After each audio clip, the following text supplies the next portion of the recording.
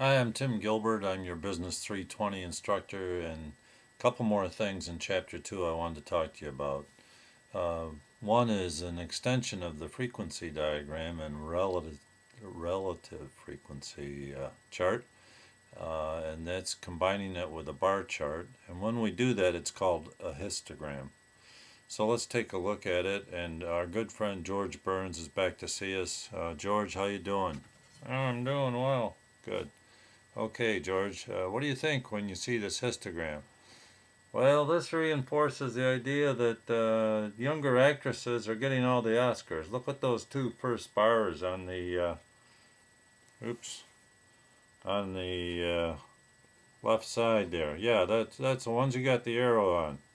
Yeah, look, there's the 28 that won when they were 20 to 30 years old, and 30 that won from 30 to 40. And boy, after that, it drops right off to nothing. They got a slim chance after 50, well, slim after 40, and almost no chance after 50. I bet the average age, if I look for a balance point here, but the average age is about 35 or so. That thing is really skewed to the younger ages, and the range is 20 to 40 years old, where almost all of the awards are given out. Wow, George, that's pretty insightful. You must have looked at a lot of charts in your day. Yep, yeah, I sure did. Okay. Well, that's the frequency chart combined with a bar chart, and now it's the relative frequency. Yeah, there it is. We can see it a little clearer. Oops, I'm getting to talk like you, George.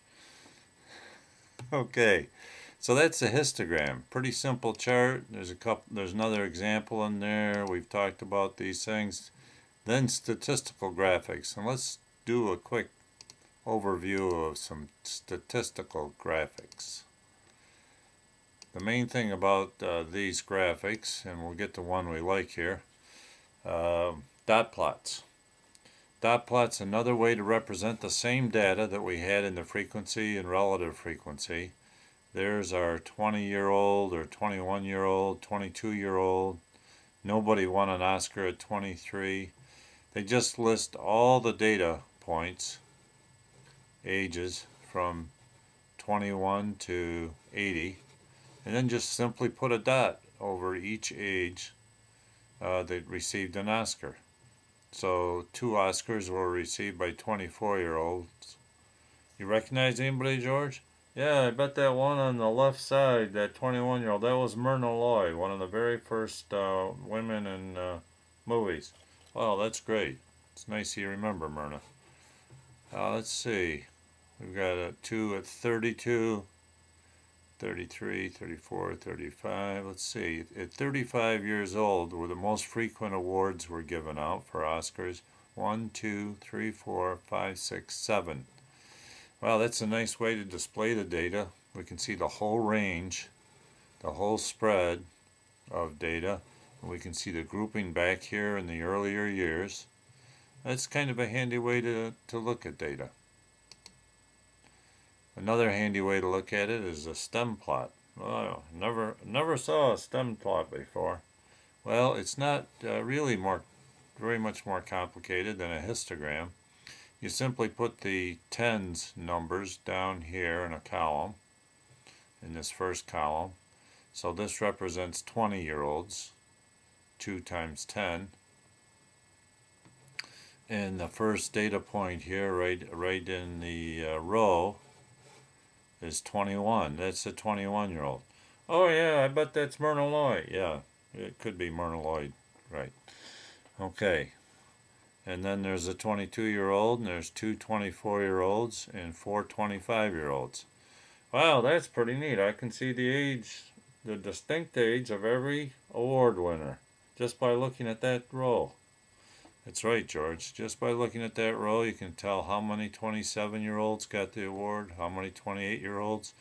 And it's simply another way to display the data so that we can see what the distribution looks like. It's skewed to the younger ages, and what the most frequent age group was. And in their 30s, they really dominate the Oscar age. although 20s and 30s are the primary ages for women to get Oscars. Yeah, that's great. Okay, let's see what else there is. Yep. Okay, George, I didn't know you liked statistics so much. Well, this is called the Pareto Chart, and a guy named Wilfredo Pareto. Wilfredo Pareto, you gotta be kidding. Yeah, that's a true story. He's an economist in the 1800s in Italy, and Mr. Pareto figured out that 20% of the people have 80% of the money. Boy, things never change, do they? No, that's right. Well, this applies to lots of things in life.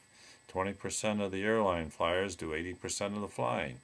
And you know what else? 20% of the beer drinkers do 80% of the drinking. Yep, that's true, George. And that's why we market to specific groups.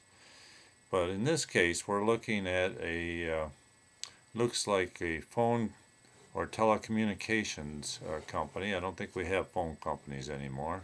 What? No phone companies? Yeah, that's right. They're kind of gone by the board. They get new customers. So this is the number of customers that came on board due to a technique called slamming. Slamming? What's that? You know, I'm not really sure what it is, but I got a feeling it's getting people to change phone services without them really knowing it somehow, and you slam them into a new service. Then there's rates and services. That's why people would sign up to go with a company. Then cramming. I'm not sure what cramming is. Doesn't sound good though. Then marketing, international calling. But you can see the first two categories, or 20% of the categories or so, have 80% of the action.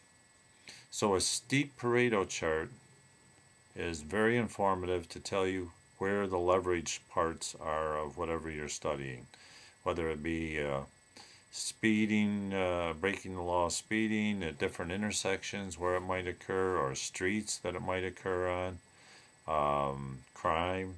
The police use a lot of this kind of chart to determine what kinds of crimes are being committed. There's many uses for it. It can also be represented in a pie chart. Pie chart, man, I love lemon pie. Yeah, well, we don't have any today, but take a look. Here's a pie chart, and look at this slamming. That's much more dramatic even than the bar chart was, or the Pareto chart. Wilfredo Pareto, remember. So there's slamming.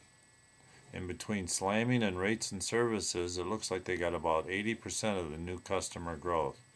That's a pretty handy tool to look at. It sure is. It really is an eye-opener. Well, I knew you'd be excited about this. I bet some of the people watching this video are just kind of saying, what on earth will we see next? This is much more fun than we thought it'd be. Yeah, I bet they are. Bet they're hyperventilating.